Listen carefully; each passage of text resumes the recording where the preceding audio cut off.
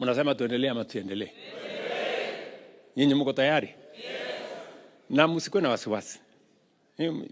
Relax. Hii siasa sisi ndio mafundi wa hii kitu. Hii siasa tunajua kuitengeneza siasa vizuri. Hapa mbele sasa kiwanja itakuwa wazi. Tutakutana kwa kiwanja. Yes. Ama namna gani? Yes, tutakutana kwa kiwanja hapa. Ndio tukubaliane nani yako na sera. Nani yako na track record. Nani yako na mpango. Wananchi wataamua. Si namna hiyo?